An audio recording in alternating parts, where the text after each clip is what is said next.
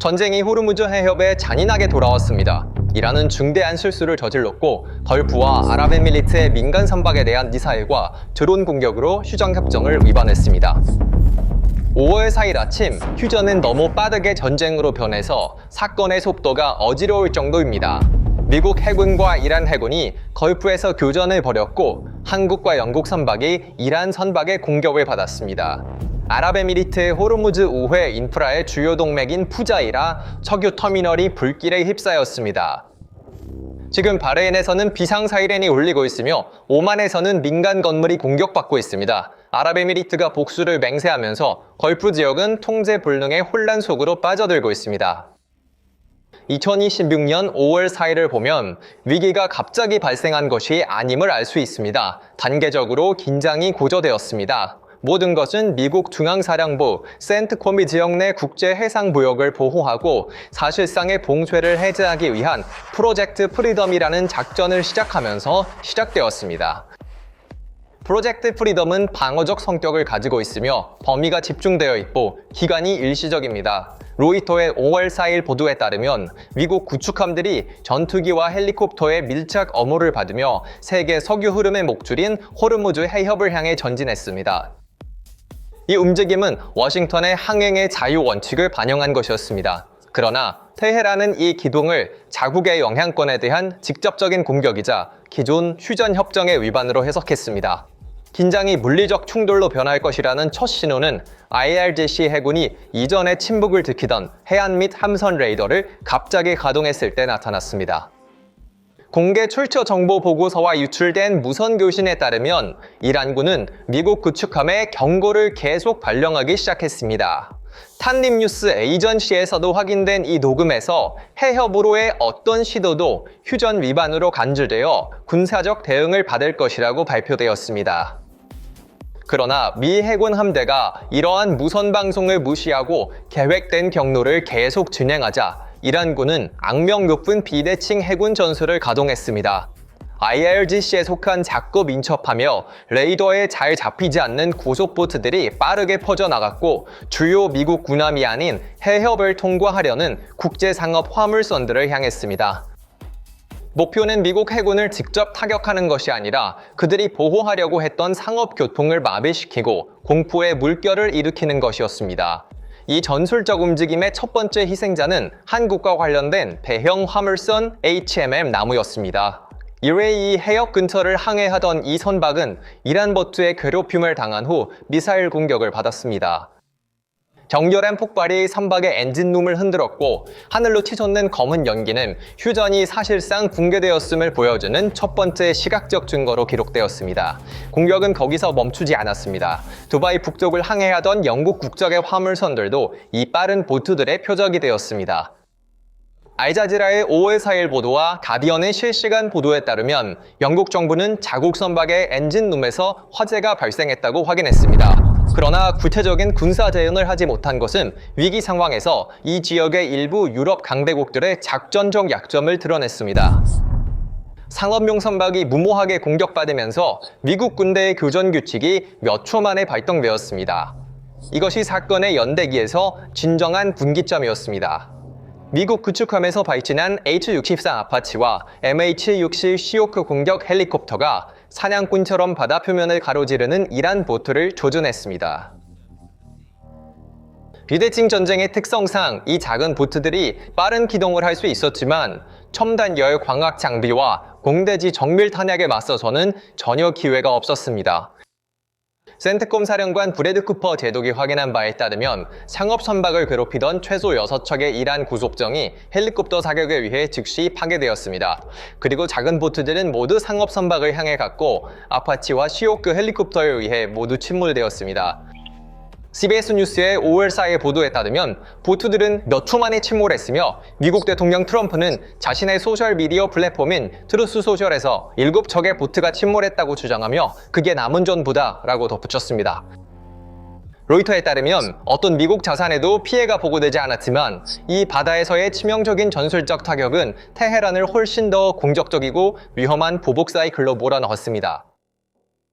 고속보트의 손실 직후 사건은 해수면에서 육지와 하늘로 급격히 전개되었습니다. 이란군은 해상에서의 취약성을 보완하기 위해 지상 발사대를 가동했습니다. NPR의 5월 4일 보도에 따르면 이스파한, 부쉐르, 그리고 남부 주요 해군 기지인 반다르 아바스에서 순항 미사일과 가미카제 드론이 연속적으로 발사되었습니다.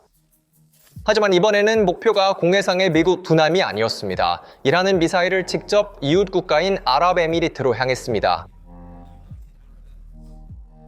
걸프말레 반대편 해안에서 아랍에미리트 국방부 시스템은 즉시 이 위협들이 그들의 영공에 접근하는 것을 감지했습니다. 사이렌이 울리기 시작하자 방공 배터리가 가동되었습니다. 걸프뉴스의 5월 4일 보도에 따르면 첫 번째 파도의 순항미사일 4발 중 3발은 아랍에미리트 영해 상공에서 요격되었고 한 발은 바다에 떨어졌습니다. 하지만 공격은 멈추지 않았습니다. 5번의 연속적인 파도로 계속되었습니다.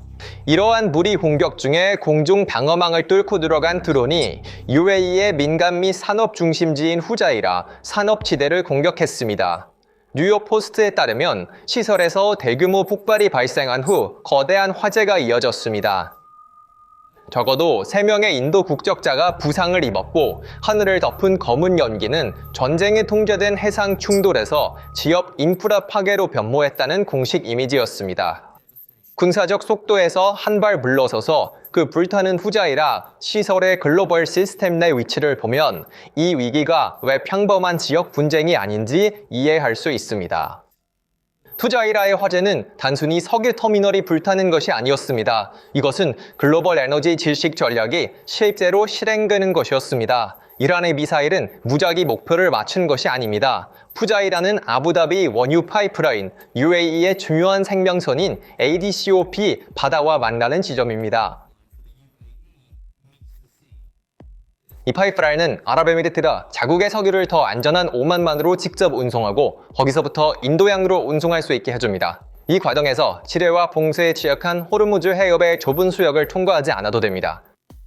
MES의 5월 4일 보고서에 따르면 하루에 1,500만 배럴의 원유를 운반할 수 있는 용량을 가지고 있으며 비상시에는 1,800만 배럴로 확장 가능한 이 시설은 해협이 닫히거나 안전하지 않을 때 아시아 시장과 서구 세계를 위한 대체 불가능한 우회 경로입니다. 이란이 드론으로 이 시설을 파괴한 것은 읽기 쉬우나 소화하기 어려운 협박 메시지입니다.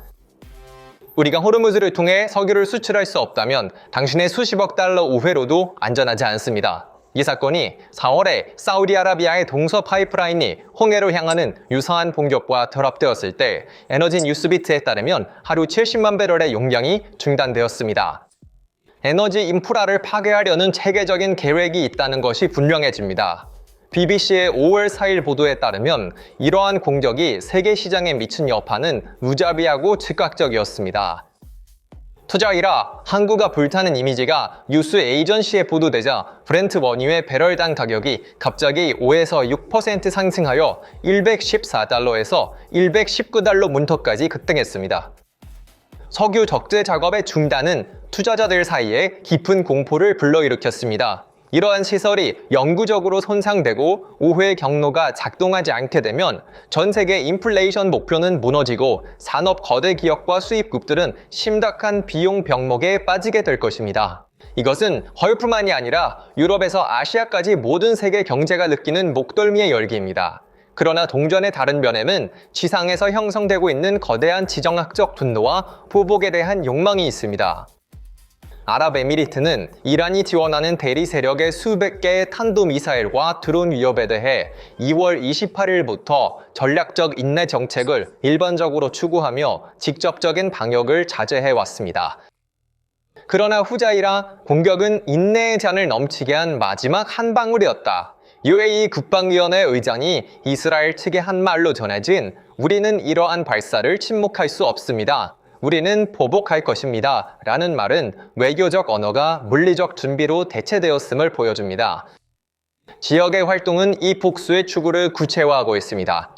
아랍에미리트 행정부는 이란의 도발적인 움직임에 맞서 모든 카드를 테이블에 올렸습니다. 전북의 민방위 프로토콜이 최고 수준으로 격상되었습니다. 이러기에 오버로일 보도에 따르면 공적의 파급 효과가 북경을 넘어 북부 오만의 주거 건물이 타격을 받아 민간인이 부상당하고 바레인이 공식적으로 국가 비상사태를 선언하고 자북 영공에서의 항공편을 중단한 것은 위기가 걸프 전역을 전쟁 지역으로 만들었다는 것을 보여줍니다. 아라비아 반도는 역사적으로 드물게 자국 경계에 대한 이 직접적인 공격에 대한 반응을 심각하게 준비하고 있습니다. 아랍에미리트가 입은 상처는 이제 단순한 외교적 비난으로 무시할 수 없을 만큼 깊어졌고 복수에 대한 요구는 시간이 지날수록 더 크게 외쳐지고 있습니다. 이란의 작전적 조치를 더 큰 그림에 놓고 보면 힘을 시험하는 지역 패권국이 아니라 내부 붕괴를 외부로 수출하려는 궁지에 몰린 구조가 나타납니다. 테헤란 정권이 왜 그렇게 휴전을 깨고 UAE와 같은 이웃을 직접 공격하려 했는지를 이해하려면 정권의 심리를 해독해야 합니다. 장기적인 제재, 경제적 병목 현상, 물 위기, 국내 정치에서의 다양한 파벌 간의 권력 투쟁은 이란 내부에서 민간인과 엘리트의 불만을 대규모로 축적시켰습니다. 휴전이 발효된 비교적 평온한 몇 주 동안 이러한 내부 압박은 정권의 기반을 흔들기 시작했습니다. 독재 정권의 가장 잘 알려진 생존 반사 행동은 국내에서의 반란이나 봉기를 억제하기 위해 해외에 긴급한 존재적 적을 만드는 것입니다. 이것이 바로 그들이 미국의 프로젝트 프리덤 작전을 구실로 해상에서 긴장을 고의로 고조시키고 이웃 국가를 비난하며 미사일을 발사한 이유입니다. 이란 당국이 무바락 상과 아랍에미리트의 웨말 쿠아인 해안 사이에 새로운 해상 통제선을 선언한 것도 호르무즈는 우리의 통제하에 있다는 국내 청중을 겨냥한 선전의 일환입니다. 그러나 실제로는 그들이 계획한 대로 진행되지 않았습니다. 이란은 워싱턴이 이전의 위기들처럼 불확실성에 마비되어 보복을 피할 것이라고 기대하고 있었습니다. 실제로 워싱턴 포스트의 일부 보고서는 일부 해군 지휘관들이 공격을 확인하고 트럼프를 행동에 나서게 하는 것을 주저했다고 주장했습니다. 그러나 현장의 현실은 다른 이야기를 썼습니다. 헬리콥터가 보트를 침몰시키는 것은 미국 군대가 레드라인이 넘었을 때 주저없이 물리적 힘을 사용한다는 것을 보여주었습니다. 게다가 트럼프 행정부가 핵 협상을 완전히 보류하고 공격적인 해결책을 주장하는 닉 스튜어트와 같은 인물을 팀에 포함시킨 것은 테헤란의 항복 또는 파괴의 메시지를 명확히 전달했습니다. 이란은 미국을 저지하려 했지만 오히려 더 가혹한 군사교리에 스스로를 가두었습니다. 더욱 중요한 점은 이란이 공식 채널을 통해 UAE를 목표로 하지 않을 계획이라고 발표하는 동안 미사일이 UAE 도시들에 떨어지고 있다는 것입니다. 이러한 불일치는 정권이 자체 군사 요소를 완전히 통제하지 못하거나 외교 무대에서 자신의 행동에 대한 책임을 지는 것을 두려워하고 있음을 나타냅니다. 어느 시나리오가 사실이든 이 상황은 걸프 국가들 사이에서 이란이 협상 가능한 국가가 아니라 불량 위협 원천이라는 인식을 굳혔습니다. 앞으로 몇 시간과 며칠 동안 여러 가지 시나리오가 있을 수 있습니다. 첫 번째 시나리오는 아랍에미리트가 상징적이거나 직접적인 보복을 하여 이란의 항구나 석유 시설을 공격한 후 미국과 이스라엘의 움직임을 기다리는 것입니다. 두 번째 시나리오로 CNN 소식통이 5월 4일에 보도한 바에 따르면 미국과 이스라엘의 공격이 이란 내 목표를 향해 다음 24시간 내에 재개됩니다. 이번에는 목표가 군사시설에만 국한되지 않을 수 있습니다. 트럼프는 이전에 정수장, 발전소와 같은 민간 인프라를 목표로 삼기도 했습니다. 세 번째이자 가장 중요한 시나리오는 아랍연합이 공식적으로 이란에 전쟁을 선포하는 것입니다. 만약 사우디 지도에 아랍에미리트, 카타르, 바레인이 참여하는 이 움직임이 실현된다면 전쟁의 지정합적 틀이 완전히 바뀝니다. 이는 더 이상 트럼프의 전쟁이다, 이스라엘의 전쟁이 아닐 것입니다. 이는 정당한 자위권을 행사하는 아랍 국가들의 전쟁이 될 것입니다. 전략적 관점에서 지상작전의 가능성도 고려될 수 있습니다. 이란의 석유 수출 중심지인 카르그 섬과 캐시 섬은 호르무즈 해협 통제의 중요한 지점입니다. 이 섬들의 점령은 IRGC의 해군 능력을 완전히 끝낼 수 있습니다. 이러한 공격으로 전쟁을 재개한 이란은 역설적으로 적들을 단결시켰습니다. 미국, 이스라엘, 그리고 이제 아랍 국가들이 같은 편에 있으며 이란은 이 연합에 맞설 해군도, 공군도, 공중방어도 남아있지 않습니다. 2026년 5월 4일 밤 호르무즈해저의 휴전이 깨졌습니다. 휴전을 깨면서 이란은 적들을 하나로 묶었습니다. 이제 이란은 미국, 이스라엘, 아랍 세계와 맞서고 있지만 해군도, 공군력도, 공중방어도 남아있지 않습니다. 전쟁이 다시 시작되었고 이번에는 결과가 매우 다를 수 있습니다. 그래서 어떻게 생각하십니까? 이란이 이번 전쟁에서 살아남을 수 있을까요? 아랍연합이 실제로 전쟁에 참여할까요? 댓글로 여러분의 생각을 공유해주세요. 채널을 구독하고 알림을 켜서 PPR 글로벌의 분석 업데이트를 놓치지 마세요. 저희 영상은 여기서 끝이지만 분석은 계속됩니다. 장거리 운전 중이나 하루 중 휴식 시간에 팟캐스트로 PPR 글로벌의 상세한 보고서를 듣고 싶으시다면 저희 스포티파이 채널을 방문해주세요.